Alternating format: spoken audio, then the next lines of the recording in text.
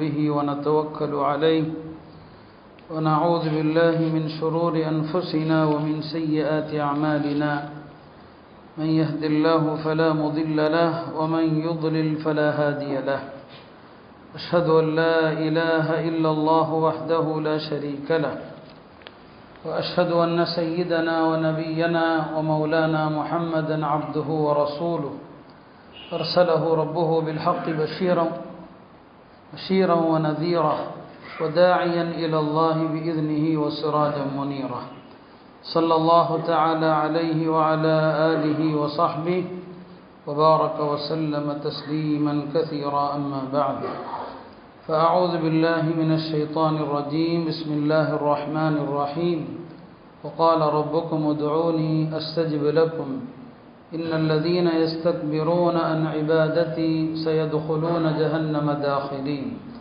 وقال النبي صلى الله عليه وسلم ادعوا الله وأنتم موقنون بالإجابة فإن الله لا يقبل دعاء من قلب غافل لاهٍ أو كما قال صلى الله عليه وسلم.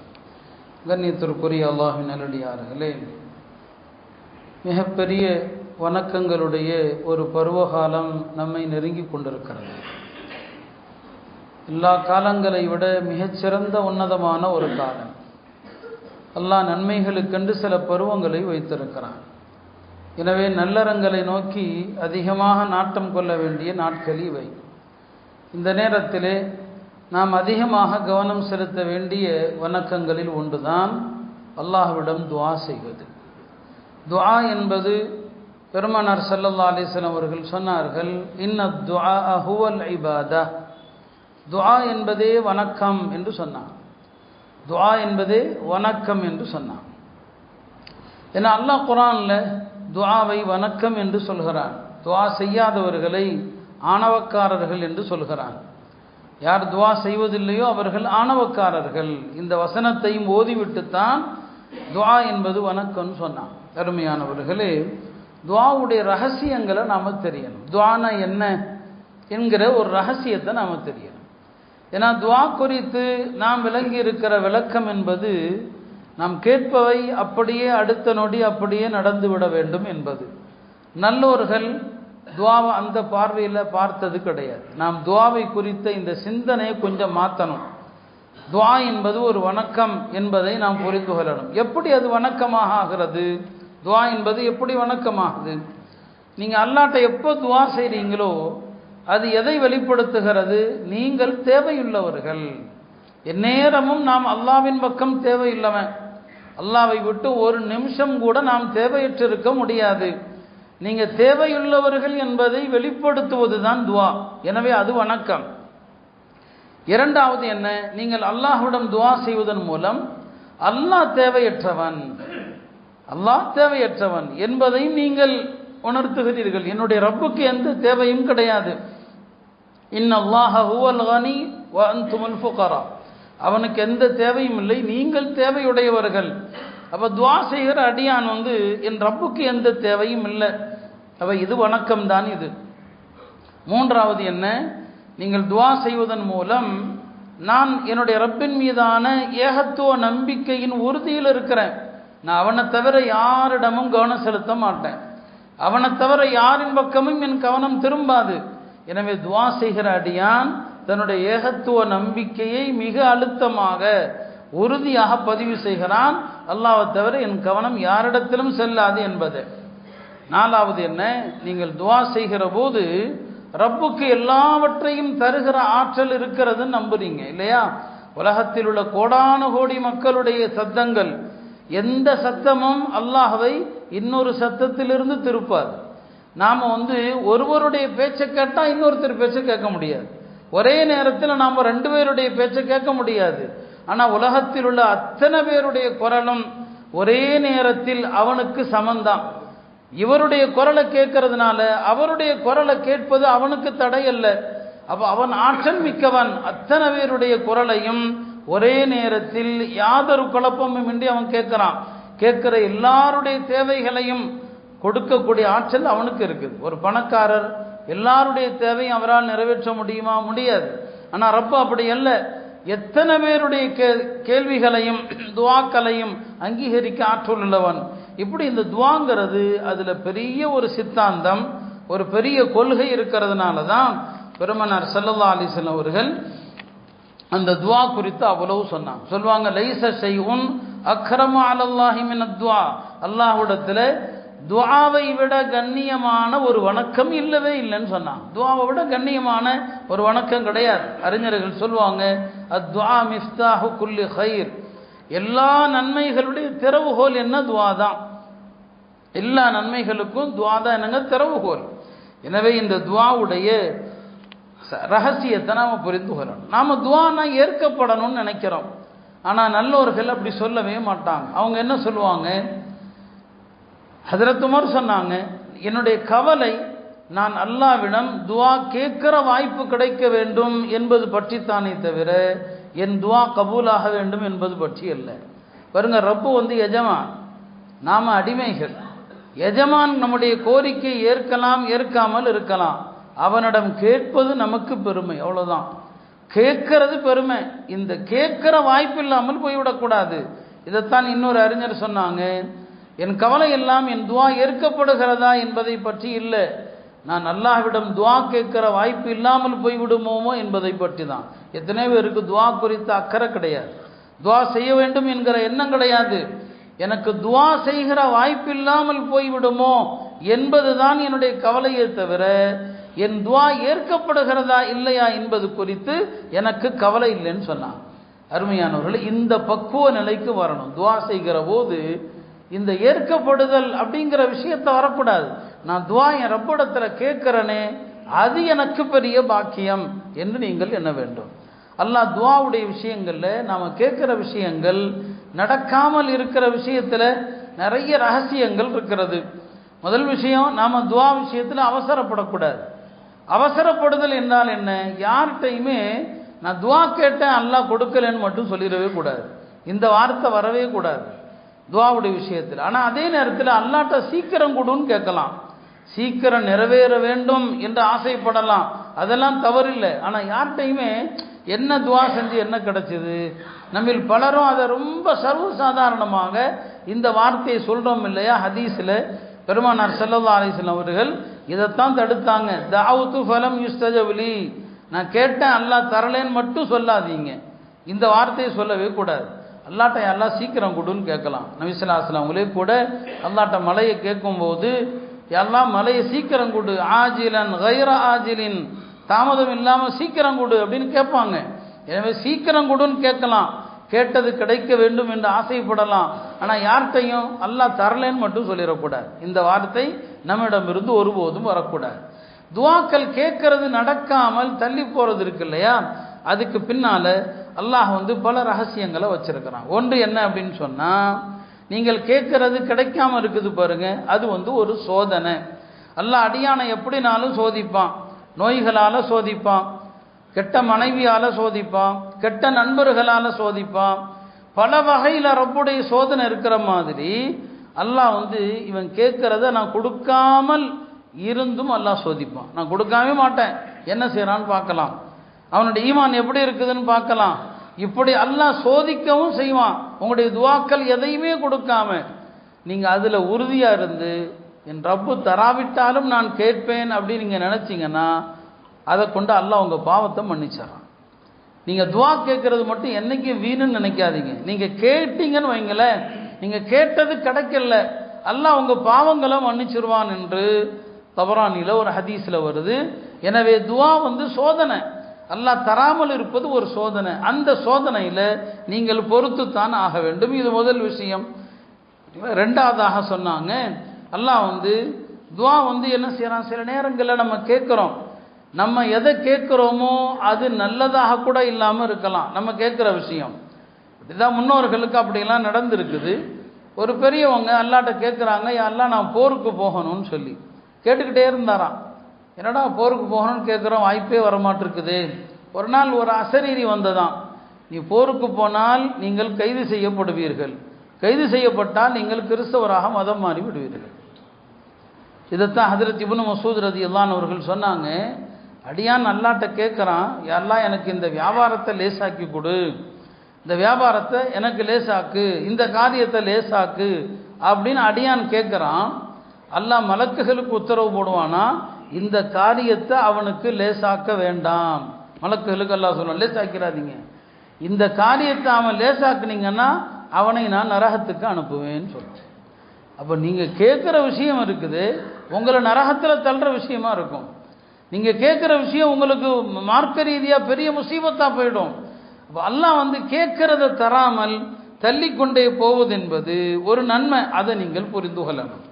மூன்றாவது விஷயம் என்ன, உங்களுக்கு அல்லாஹ் சொர்க்கத்தில் உங்களை படைக்கும் போதே, அல்லாஹ் அப்படிப்பட்ட பாக்கியமாகவே நம்ம ஆக்கட்டும், அல்லாஹ் உங்களை படைக்கும் போதே சொர்க்கத்தில் உங்களுக்கான இடத்தை எப்படி வச்சிருப்பான்னு சொன்னால், பெரிய சித்தியக்குகள் சுஹதாக்களுடைய இடத்த உங்களுக்குன்னு அல்லாஹ் ஒதுக்கிட்டான். ஆனால் துன்யாவுக்கு வந்தால் உங்கள்கிட்ட அந்த அமலே இல்லை, ஆனால் உங்களுக்கான இடம் ரிசர்வேஷன் செய்யப்பட்டிருக்கு. இப்போ அல்லாஹ் பார்க்குறான், என்னடா இவனுக்கான இடம் பெரிய இடம், இவன் அமலே செய்கிறது இல்லையா, நீங்கள் கேட்குற துவா எதையுமே அல்லாஹ் கொடுக்குறதே இல்லை. நீங்கள் கேட்குறத எதையுமே அல்லாஹ் கொடுக்க மாட்டான். கொடுக்காம அதுக்கு பதிலாக அமல் செய்யலை, துவாவில் கேட்டதையும் கொடுக்கல, அதுக்கு சொர்க்கத்தில் அந்த இடத்த கொடுத்துருவான் அல்லாஹ். சொர்க்கத்தில் உங்களுக்குண்டு இப்போ துவாவில் எவ்வளோ பெரிய ரகசியம் இருக்கு பாருங்க. இதை புரியாமல் நாம் பேசுகிறோம், என்னங்க கேட்டு கிடைக்கலன்னு எவ்வளோ பேர் நம்ம சொல்கிறோம். அப்போ சொர்க்கத்தில் உங்களுக்கான அந்த உயர்ந்த அமல் இந்த துவாவை கொடுக்காம தான் கிடைக்கணும்னு சொன்னால் நீங்கள் கேட்குற எதுவுமே கிடைக்காது. ஆனால் அதுக்கு பதிலாக சொர்க்கத்தில் உங்களுக்கான அந்த இடம் கிடைக்கும்.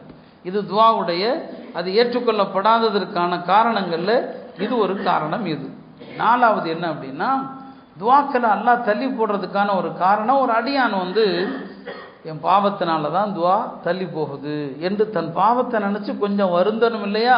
கேட்குறதெல்லாம் கொடுத்துட்டா அல்லாட்ட எனக்கு பெரிய அந்தஸ்து நினச்சிருவான். இப்போ என் பாவத்தினால தான் அல்லாஹ் கொடுக்காம இருக்கிறான் அப்படின்னு நினைக்கணுமா. பனு இஸ்ராயல்களில் ஒரு ஆள் இருந்தாராம், நீண்ட காலம் வணக்கம் செஞ்சாராம், சனிக்கிழமை தோறும் நோன்பு வச்சாராம். நோன்பு வச்சுக்கிட்டே வர்றாரு, ஒரு ஹாஜத்தை கேட்குறார். ரொம்ப வருஷமாக வணக்கம், ரொம்ப வருஷமாக நோன்பு, அந்த ஹாஜத்து கிடைக்காமே இருக்குது. ஒரு நாள் ரொம்ப கைசேதப்பட்டு சொன்னாராம், தன்னை பார்த்து, உன்ட எந்த நன்மையும் இல்லைப்பா, எந்த நன்மை இல்லாதனால தான் உன்னுடைய கோரிக்கை அல்லாஹ் ஏற்காமல் இருக்கிறான். தன்னை நிந்திக்கிட்டார், அல்லாஹ் தரலன்னு கோவப்படலை, உன்ட எந்த நன்மையும் இல்லை அப்படின்னு சொல்கிறார். உடனே ஒரு மலக்கு வர்றாராம், சொன்னாராம், இப்போ நீ சொன்ன பாரு, உன்னிடம் எந்த வணக்கு நன்மையும் இல்லைன்னு சொன்ன பத்தியா, இந்த ஒரு வார்த்தை அல்லாட்ட எவ்வளவு பிரியமானதாக ஆயிடுச்சுன்னா, இத்தனை வருஷம் நீ செஞ்ச வணக்கத்தை விட அல்லாஹ் நீ செஞ்சது, நீ கேட்ட தேவையை கொடுத்துட்டான் அப்படின்னு கொடுத்துட்டு போயிட்டார். ஒரு வார்த்தை தான். அப்போ துவா நமக்கு கபூல் ஆகாமல் இருக்குதுன்னா அடியான் தன்னை நிந்திக்கணும், நான் செஞ்ச பாவம் தாங்க, நான் ஏதோ தப்பு பண்ணுறேன். இந்த ஒரு வார்த்தை அல்லாஹ் எவ்வளோ சந்தோஷப்படுத்திருச்சு. நீ இத்தனை வருஷமாக செஞ்ச வணக்கம்லாம் அல்லாட்ட பெருசு இல்லை, நான் ஒன்றுமே இல்லைன்னு சொன்ன பாரு, இது அல்லாவுக்கு பிடிச்சி போச்சு, அல்லாஹ் அவருடைய துவாவை கபூல் செஞ்சுட்டான். ஆக துவா தள்ளி போகிறதுல இப்படி ஒரு ரகசியம் என்னங்க இருக்கிறது. ஐந்தாவது விஷயமாக சொன்னாங்க, துவாக்கள் தள்ளி போகிறதுக்கான காரணம் நாம் அல்லாட்ட கேட்கறதுல உள்ள பலவீனம் இல்லையா. உலகத்தில் கூட ஒரு அமைச்சருக்கோ ஒரு முதல்வருக்கோ பிரதமருக்கோ ஒரு கோரிக்கை வைக்கிறதுக்குன்னு ஒரு அதவு இருக்குதா இல்லையா. ரப்புல் ஆலமீன் அவன் அஹ்கமுல் ஹாக்கிமீன், அவனுடைய ஞானம் என்ன, அவனுடைய உயர்வை நம்முடைய வார்த்தையால் புகழ முடியுமா என்ன. அந்த ரப்புக்கு முன்னால் நீங்கள் எப்படிங்க துவா செய்யணும். அப்போ அல்லாட்ட துவா செய்கிற போது நம்முடைய உள்ளம் நம்ம யார்கிட்ட கேட்குறோங்கிற எண்ணத்தில் மூழ்கி இருக்கணும், வேற எந்த சிந்தனை இல்லாமல் இருக்கணும். நபி ஸல்லல்லாஹு அலைஹி சொன்னாங்க, இன்னல்லாஹ லா யக்பலு துஆஅன் மின் கல்பின் காஃபிலின் லாஹின், கவனம் இல்லாமல் அலட்சியமாக துவா செய்பவரது துவாவை அல்லாஹ் ஏற்க மாட்டான்.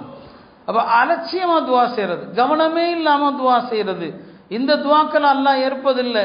அல்லாட்ட துவா செய்கிற நேரத்தில் மிகுந்த ஓர்மையோடு அழகான முறையில் கையேந்தி, அல்லாட்ட எப்படி கையேந்தணும், கையேந்துங்க. துவாவில் கையேந்துகிற சுன்னத்து என்ன, இப்படி தான் ரெண்டு கைகளையும் அகற்றி வைப்பது சுன்னத்து, நம்ம பழக்கத்தில் சேர்த்து வைக்கிறோம். ஆனால் நம்ம அல்லாட்ட கேட்குற நேரத்தில் வேறு எந்த விதமான அலட்சியம் இல்லாமல் துவா செய்கிற போது தொப்பியை சரி பண்ணுறது, தாடியை சரி இது எதுவுமே செய்யக்கூடாது.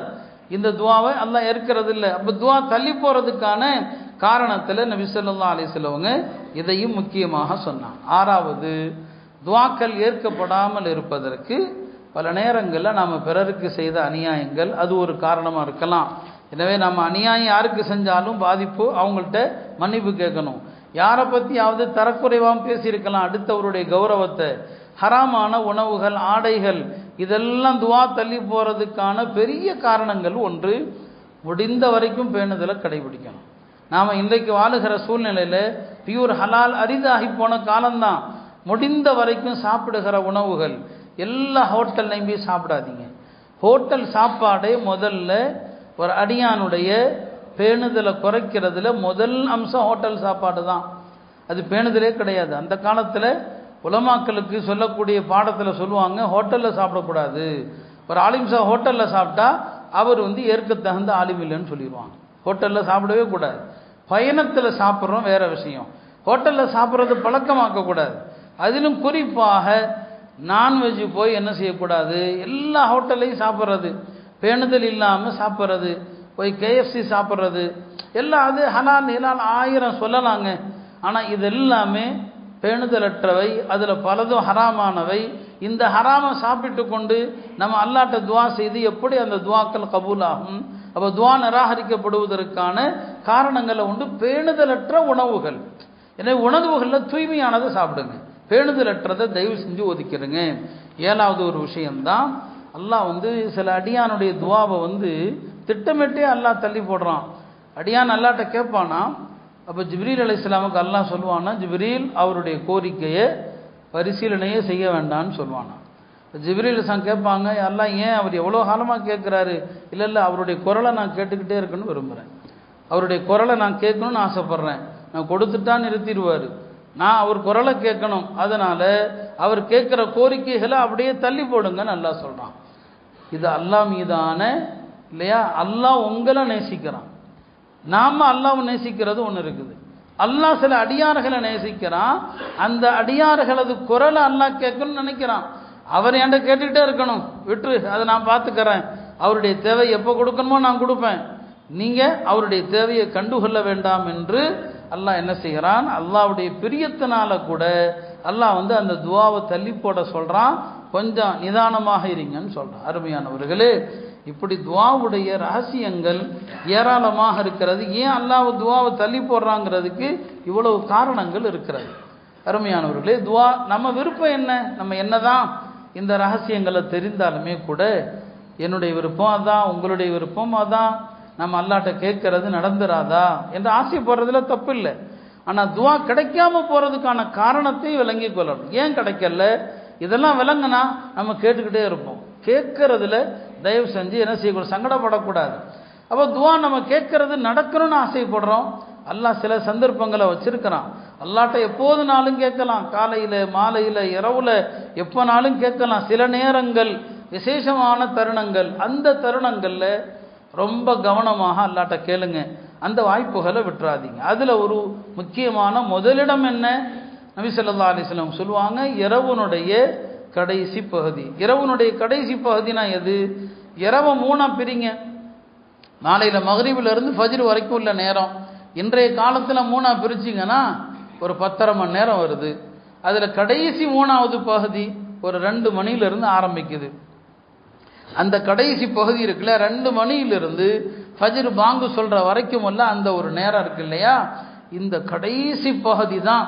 ஒவ்வொரு நாளும் அல்லாஹ் வானத்துக்கு இறங்கி வர்றான், முதல் வானத்துக்கு வர்றான், கேட்குறான், யாராவது துவா செய்கிறவங்க இருக்கிறீங்களான்னு கேட்குறான், யாராவது என்னிடம் தேவைகளை கேட்குறவங்க இருக்கிறீங்களான்னு கேட்குறான், பாவ மன்னிப்பு தேடுவோர் உண்டான்னு கேட்குறான். ஒவ்வொரு நாளும் ரப்பு வர்றான். நாம் தினசரி அந்த வாய்ப்பை எவ்வளவு தவற விடுகிறோம் யோசிச்சு பாருங்க.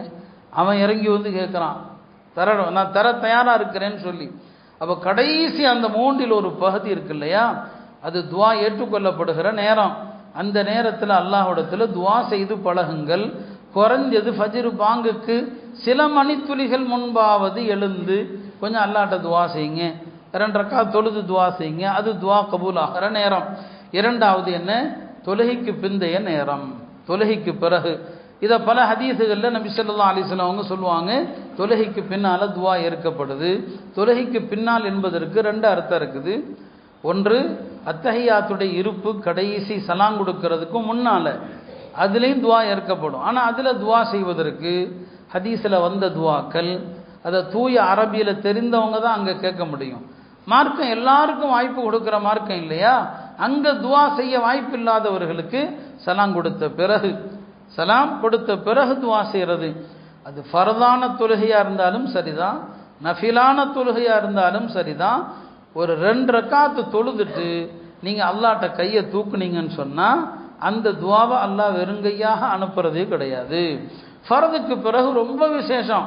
ஃபர்தான தொழுகைக்கு பிறகு சுருக்கமாகவாவது துவா செய்யணும். துவாவை ஃபர்துக்கு பிறகு விட்டுறக்கூடாது. இது துவா ஏற்கப்படுகிற நேரம். அடுத்து 3வது என்ன?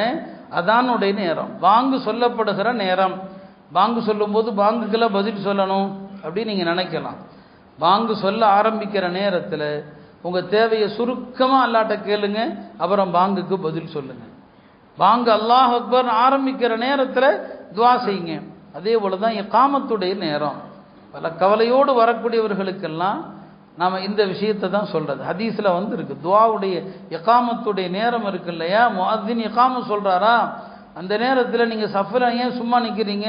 உங்கள் தேவைகளை கேட்டு பாருங்கள், வாழ்க்கையில் அது எவ்வளவு தூரம் ஏற்கப்படும் என்று.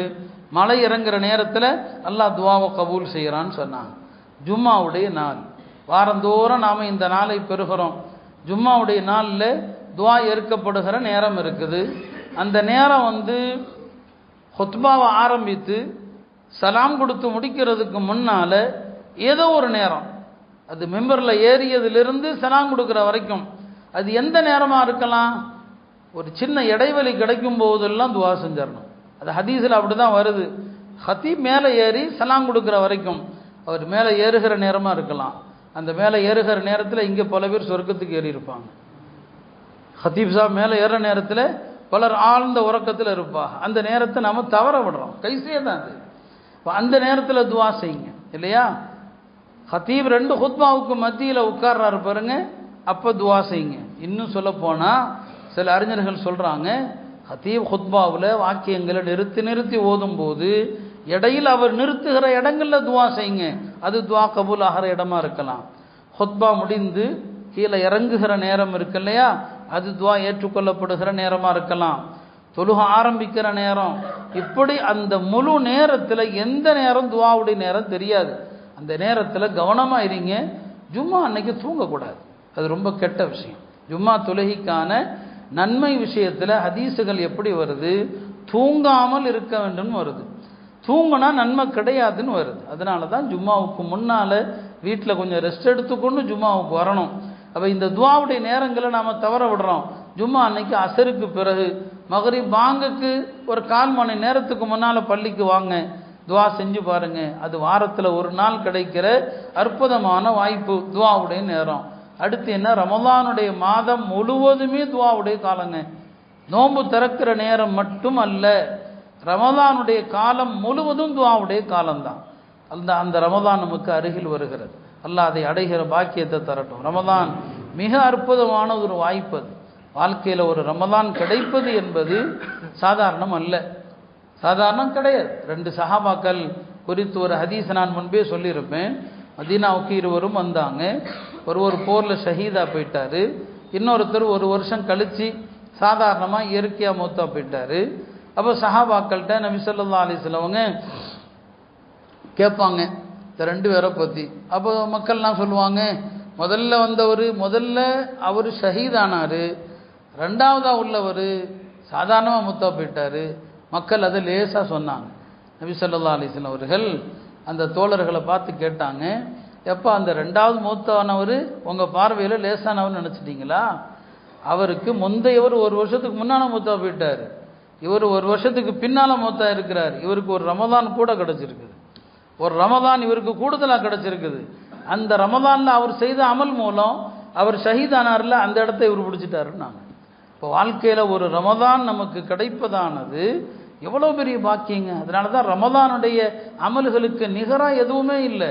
ரமதானில் ஒரு உம்ரா செஞ்சால் தஅதீலு ஹஜ்ஜதன், அது ஹஜ்ஜுக்கு நிகரானதுன்னு சொன்னாங்க. ஒரு ஹதீஸில் என்னோடு ஹஜ்ஜு செய்த நன்மை என்று ரசூல் ஸல்லல்லாஹு அலைஹி வஸல்லம் அவங்க கூட ஹஜ்ஜு செஞ்சா நன்மைன்னு சொன்னாங்க. அத்தகைய வாய்ப்பு தான். ரமதான் முழுவதுமே துவாவுடைய காலம், அதை வீணாக்கிடாதீங்க. இப்படி அதே மாதிரி தான் துவா ஏற்றுக்கொள்ளப்படுகிறதுல ஒன்று தான் பயணங்கள். நீங்கள்லாம் அதிகமாக பயணம் செய்கிறவங்க, பயணத்தில் துவா கபூல் ஆகும். முசாஃபிருடைய துவா கபூலாகும் சொன்னாங்க. சலாது தாவாத்தின் லா துரத்து, 3 பேருடைய துவா மறுக்கப்படுவதில்லை. தாவத்துல் வாலித், பெற்றோர் தந்தை பிள்ளைகளுக்காக செய்கிற துவா. தாவத்து சாயிம், நோன்பாளியின் துவா. தாவத்துல் முசாஃபிர், பயணியின் துவா.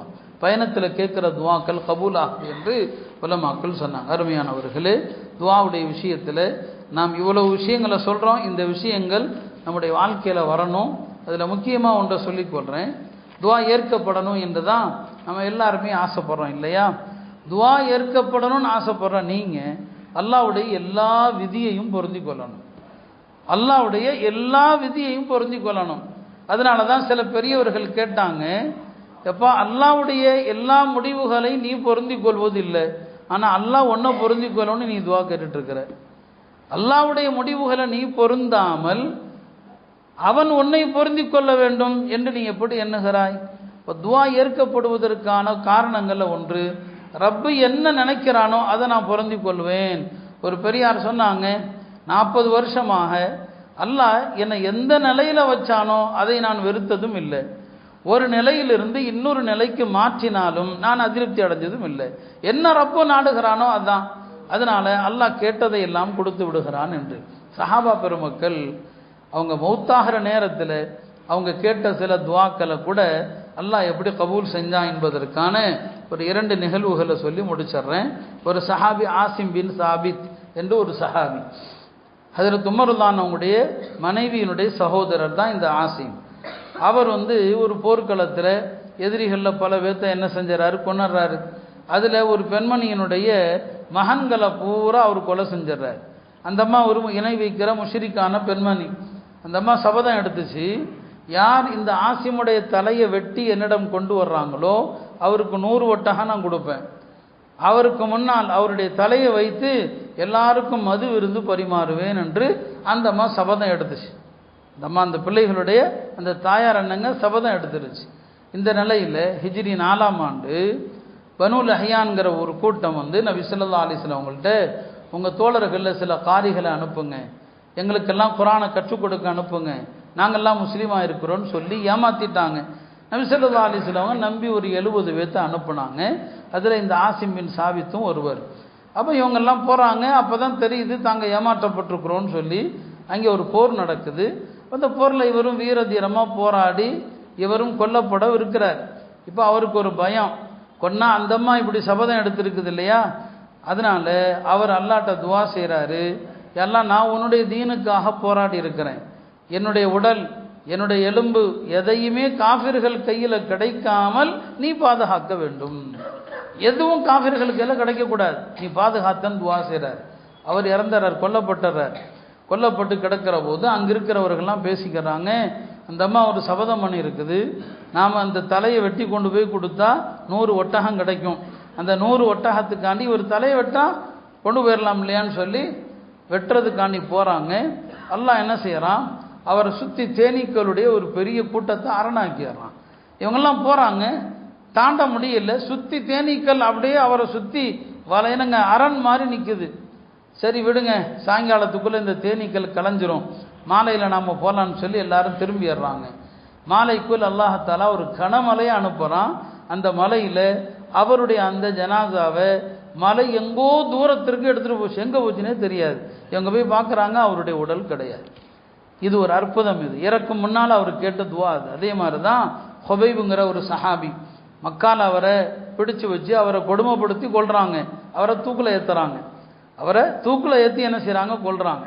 அவர் இறக்குற நேரத்தில் ஒரு துவா செய்கிறார், எல்லாம் என்னை கொல்வதில் பங்கெடுத்த அத்தனை பேரையும் எண்ணி எண்ணி நீ கொல்லணும், யாரையும் விட்டுறக்கூடாது. அல்லாஹும்ம அஹ்ஸிஹிம் அததா வக்துல்ஹும் பததா வலா துப்கி மின்ஹும் அஹதா. எல்லாம் இவர்கள் ஒவ்வொருவரையும் எண்ணி எண்ணி ஒரு நபரை விடாமல் நீ எல்லாத்தையும் நீ என்ன செய்யணும், கொல்லணும்னு சொல்லி அவர் அந்த துவாவை செய்யும்போது அங்கே அபூ சுஃபியானும் இருக்கிறார். அபூ சுஃபியானும் அங்கே இருக்கிறார். அவருக்கு தெரியுது, ஏன்னா காஃபிர்களுக்கு தெரியும் முஸ்லீம்களுடைய துவாவுடைய வலிமை என்ன. அவர் பக்கத்தில் அப்போ முஆவியா சின்ன பையனாக இருக்கிறார். முஆவியா சொல்கிறாங்க, அந்த நேரத்தில் என் தந்தை என்னை அப்படியே தள்ளி விடுறாரு, அந்த துவா என்னையும் பாதித்து விடுமோ அப்படின்னு சொல்லி. அந்த நேரத்தில் இருந்த அவருடைய கொலையில் பங்கெடுத்த எல்லாருமே பின்னால் காஃபிராக கொல்லப்பட்டாங்க. 2 பேரை தவிர. ஒன்று அபு சுஃபியான், இன்னொருத்தர் சயீத் இப்னு ஆமிர். அந்த இருவர் விஷயத்தில் அல்லாஹ்வுடைய ரகசியம் வேற. அவரை தவிர மற்ற எல்லாருமே அவர் சொன்னது போல அடுத்தடுத்த போர்களில் எல்லாருமே ஒருவர் விடாமல் மிக மோசமாக கொல்லப்பட்டாங்க. அப்போ அல்லாஹ்வுடைய நல்லடியார்கள் அவங்க உலகத்திலேயே அவங்க இறக்கும் நேரத்தில் கேட்குற துவாவை கூட கராமத்தன் அல்லாஹ் வெளிப்படுத்துகிறான். எனவே அருமையானவர்களே, நாம் வாழுகிற இந்த காலம் எல்லா வகையிலும் நெருக்கடிகள் நிறைந்த ஒரு காலம். அல்லாஹ்விடத்தில் துவாவுடைய இன்பத்தை நாம் பெறணும். துவாவில் நிராசை அடையக்கூடாது. நபி ஸல்லல்லாஹு அலைஹி வஸல்லம் சொன்னாங்க, உதுல்லாஹ வ அன்தும் மூகினூன பில் இஜாபா. அல்லாஹ்விடத்தில் துவா நம்பிக்கையோடு கேளுங்க. இன்னொரு ஹதீஸ், அழகான ஹதீஸ் சொன்னாங்க, லா தாஜிஸு அனித் துவா. துவாவில் இயலாமல் போயிடாதீங்க. லன் யஹ்லக மஅத் துஆஇ அஹதுன். துவா செய்து யாரும் அழிவதில்லை. எனவே 2 விஷயம் மனசில் வச்சுக்கோங்க. ரப்பு எஜமான், அவனிடத்தில் கேட்பதே நமக்கு பெருமை. அவன் கொடுத்தாலும் கொடுக்காவிட்டாலும் கேட்கறது பெருமை. துவா செய்யும் போது இந்த எண்ணத்தில் மட்டும் செய்யுங்க, நான் அவன்கிட்ட கேட்குறேனே அதுவே எனக்கு பெருமை. 2வது, துவா செய்பவர் ஒரு நாளும் அழிந்து போக மாட்டார். இந்த 2 அடிப்படையோடு அல்லாஹ்விடத்தில் கையேந்தினால் நமது கோரிக்கைகள் யாவற்றையும் அல்லாஹ் நிறைவேற்றுகிறான். எல்லாம் அல்ல அல்லாஹ் சங்கை மிகு ரமதானை உடல் நலத்தோடு நல்லறங்கள் செய்கிற வாய்ப்போடு அடைய செய்வானாக. அந்த ரமதானில் எந்தவித வீண் செயல்களும் இல்லாமல் நல்லோர்கள் ரமதானை கழித்தது போல